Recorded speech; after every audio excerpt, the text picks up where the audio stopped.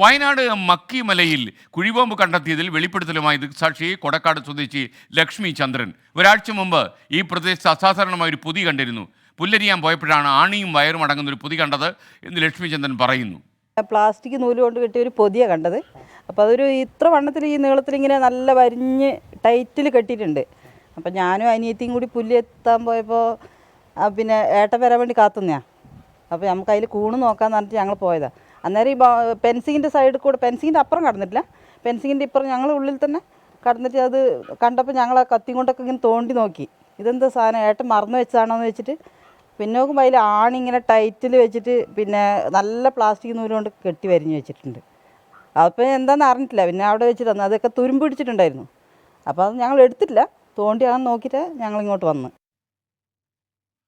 കുഴിബോംബ് കണ്ടെത്തിയ വയനാട് മക്കിമല കൊടക്കാട്ടിൽ തീവ്രവാദി വിരുദ്ധ സ്ക്വാഡ് ഇന്ന് എത്തും. വയനാട്ടിൽ നിന്ന് സുർജിത്ത് അയ്യപ്പത്ത് ടെലിഫോണിൽ ചേരുന്നു. ഗുഡ് മോർണിംഗ് സുർജിത്ത് അയ്യപ്പത്ത്, പറയൂ വിശദാംശങ്ങൾ. SKN ബോംബ് സ്ക്വാഡും ഒപ്പം തന്നെ ATS സംഘവും എത്തിയിട്ടുണ്ട്. ഇപ്പോൾ ആ വനമേഖലയിലേക്ക് നടക്കുകയാണ് നമ്മൾ. അവിടെ ഇപ്പോൾ നിലവിൽ പരിശോധന നടത്തിക്കൊണ്ടിരിക്കുകയാണ്. നീളം കൂടിയ ഒരു വയർ കണ്ടെത്തിയിട്ടുണ്ട് എന്നുള്ള വിവരമാണ് പോലീസിൽ നിന്ന് നമുക്ക് ലഭ്യമാവുന്നത്. ഇവിടെ തീവ്രവാദ വിരുദ്ധ സ്ക്വാഡിന്റെ നേതൃത്വത്തിൽ പരിശോധനയെല്ലാം തന്നെ പുരോഗമിക്കുകയാണ്. ഇതിനിടയിലാണ് ഇത് കണ്ട ദൃക്സാക്ഷിയായ ഒരാളുടെ വെളിപ്പെടുത്തൽ വന്നിട്ടുള്ളത്. ആ വെളിപ്പെടുത്തലിൽ അവർ പറയുന്ന കാര്യം, ഒരാഴ്ച മുമ്പ് പുല്ലരിയാൻ വേണ്ടി പോയിരുന്നു. വനത്തിനകത്തേക്ക് പുല്ലരിയാൻ പോയ ഘട്ടത്തിൽ ഒരു അസാധാരണമായ ചില വസ്തുക്കൾ കണ്ടെത്തി എന്നുള്ളതാണ് പറയുന്നത്. ഇതിൽ